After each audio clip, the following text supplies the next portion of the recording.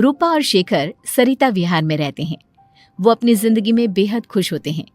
दोनों का शौर्य नाम का एक बेटा भी होता है, जिस पर दोनों ही अपनी जान छिड़कते हैं।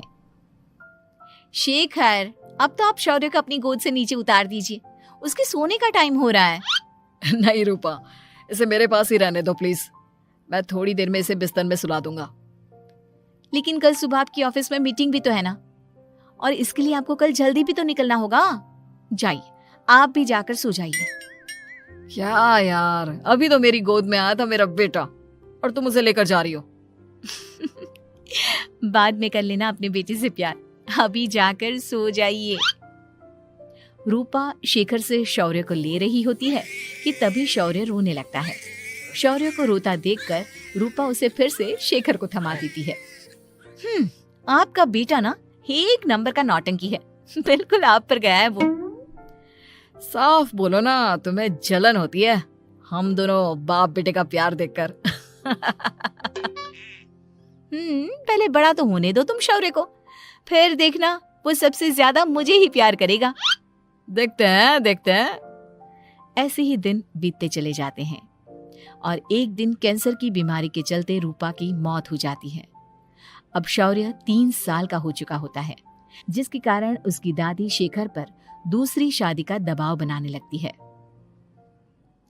शेखर, शौर्य अभी बहुत छोटा है और उसे इस समय एक माँ के प्यार की बहुत जरूरत है। माँ, मुझे दूसरी शादी नहीं करनी। क्या पता जो दूसरी औरत आएगी वो मेरे बेटे को एक माँ का प्यार दे या ना दे। तो रूपा की छोटी बहन वैशाली से ही शादी क्यों नहीं कर लेता? वो तो शौर्य को एक माँ का प्यार पूरा दे सकती है ना। मैंने कहा ना माँ, मुझे दूसरी शादी नहीं करनी, और अपनी ही पत्नी की बहन से तो हरगिज नहीं। ऊपर से अगर रूपा देख रही होगी तो वो क्या सोचेगी? अपने लिए ना सही, लेकिन तुझे शौर्य के लिए तो शादी करनी ही पड़ेगी ना बेटा। शेखर कुछ कहता उससे पहले ही अंजुमन उसे रूपा की कसम दे देती है, जिसके आगे मजबूर होकर शेखर शादी के लिए हामी भर देता है। देखो वैशाली, मैंने तुमसे शादी सिर्फ अपने बच्चे के लिए की है। मैं चाहता हूं कि तुम उसे एक माँ का भरपूर प्यार दो। शौर्य, आपके साथ साथ मेरा भी कुछ लगता है। अगर आप मुझसे शादी नहीं भी करते तब भी मेरा प्यार शौर्य के लिए कभी कम या ज्यादा नहीं होता। शादी के कुछ दिनों बाद ही शेखर की माँ की भी मौत हो जाती है। वैशाली शौर्य को एक माँ से भी बढ़कर प्यार देती है। शौर्य को लेकर वैशाली का यूं निस्वार्थ प्यार देखकर शेखर को भी उससे प्यार हो जाता है और कुछ सालों बाद शेखर और वैशाली का भी लड़का हो जाता है। लेकिन इसके बाद वैशाली का शौर्य को लेकर बर्ताव बदलने लगता है। वैशाली, मैं देख रहा हूं तुम आजकल शौर्य का जरा भी ध्यान नहीं रख रही हो। मुझे पता नहीं था कि आदित्य के होने के बाद तुम इतना बदल जाओगी। आदित्य मेरा अपना सगा खून है और शौर्य दीदी का, फिर मैं दोनों में अंतर कैसे नहीं करूं? माँ भले ही दोनों की अलग अलग है, लेकिन पिता तो एक है ना। अगर मुझे पहले पता होता कि तुम इतनी जल्दी बदल जाओगी तो मैं कभी तुमसे शादी ही नहीं करता। हाँ, तो किसने कहा था आपसे मुझसे शादी करने के लिए?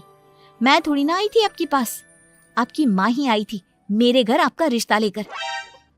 वैशाली, मुझे तुमसे ऐसी उम्मीद नहीं थी। गुस्से में शेखर अपना पैर पटकता हुआ शौर्य को वहां से लेकर चला जाता है। पापा, मम्मा मुझसे प्यार क्यों नहीं करती? क्या मैं उनका सगा बेटा नहीं हूँ इसलिए मुझसे प्यार नहीं करती? मम्मा नहीं करती तो क्या हुआ बेटा, पापा तो करते हैं ना आपसे प्यार। कुछ दिनों के बाद, आज तुझे खाना पीना कुछ नहीं मिलेगा, चल चुपचाप से अपने रूम में जाकर सो जा। माँ, अब भाई को खाना क्यों नहीं दे रही हो?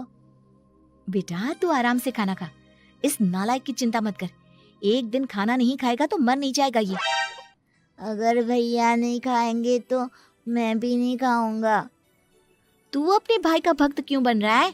ये तेरा सौतेला भाई है, सगा नहीं जो तू लक्ष्मण बन रहा है।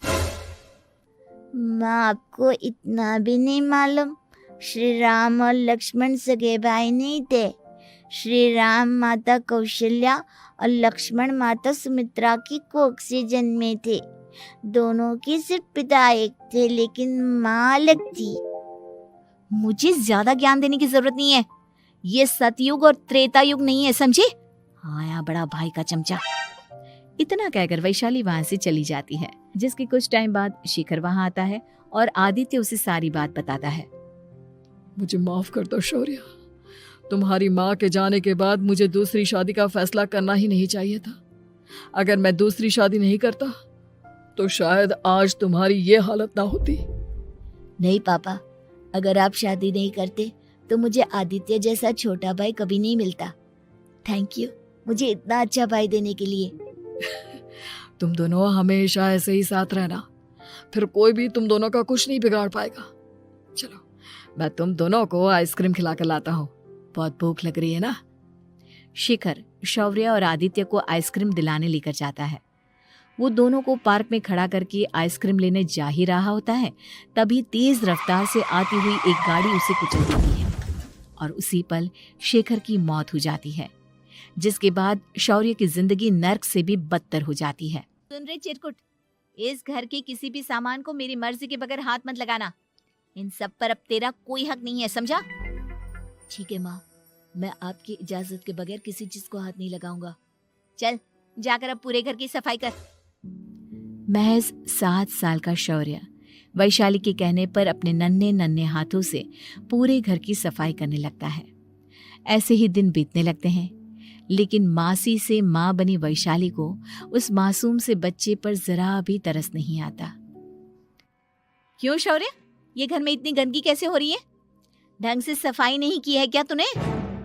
माँ मैंने तो अच्छे से सफाई की थी, लेकिन आदित्य बार बार इधर उधर चलकर गंदा कर देता है। अच्छा, खुद से एक काम ढंग से नहीं होता और अपनी गलतियों का जिम्मेदार मेरे बेटे को ठहराता है। इतना कहकर वैशाली बांस का डंडा उठाकर शौर्य को जोर जोर से मारने लगती है। तभी वहां वैशाली के मायके वाले भी आ जाते हैं और उसकी सारी करतूतें देख लेते हैं।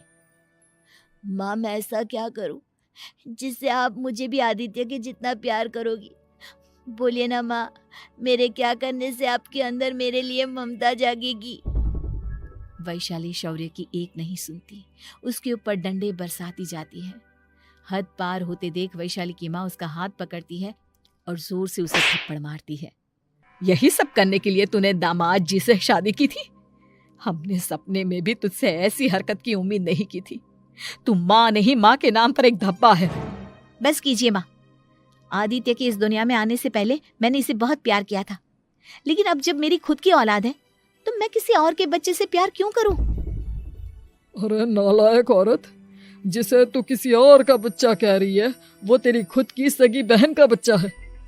बहन है तो क्या हुआ, मेरे अपने बच्चे से बढ़कर तो नहीं हो सकता ना ये कभी। अगर यही बात थी तो तू हमें पहले बता देती, हम शौर्य को अपने साथ ले जाते। उसे इस तरह प्रताड़ित करने की क्या जरूरत थी? अगर आपको लेकर जाना है ना तो ले जाइए इसे, मैं नहीं रोकूंगी। नहीं माँ, मुझे कहीं नहीं जाना, मुझे आपके साथ ही रहना है। मैं तेरी कोई माँ वावा नहीं हूँ, तेरी माँ मर चुकी है, समझा? अब निकल जा मेरे घर से। माँ आप बहुत गंदी हो, मुझे भी नहीं रहना आपके साथ, मैं भी भाई के साथ ही जाऊंगा। अरे तू क्यों जाएगा, तू तो मेरा सगा बेटा है, जाने दे इसे। हम यहाँ ऐश से रहेंगे, तुम्हारे पापा बहुत सारी जमीन जायदाद छोड़ गए हैं तुम्हारे लिए। नहीं माँ, मुझे भाई के साथ जाना है। आप अच्छी नहीं हो, आप बहुत बुरी हो, आप भाई को बहुत परेशान करती हो। देख वैशाली, तुझसे ज्यादा समझ तो इस मासूम बच्चे में है। ये तेरे बुरे कर्मों का ही नतीजा है जो आज तेरी सगी औलाद खुद से तुझे ठुकरा रही है। आदित्य, तुझे इस शौर्य ने भड़काया है ना मेरे खिलाफ? नहीं माँ, मुझे किसी ने भड़काया नहीं, पर मैं सब देखता हूँ, सब समझता हूँ। भाई बहुत अच्छा है, वो आपकी जैसा नहीं है। चलिए नानी। इतना कहकर वैशाली के मायके वाले आदित्य और शौर्य को अपने साथ ले जाते हैं और इस तरह वैशाली बड़े से घर में अकेली पड़ जाती है। 2 बेटों के होते हुए भी आज उसे माँ कहकर बुलाने वाला कोई नहीं होता।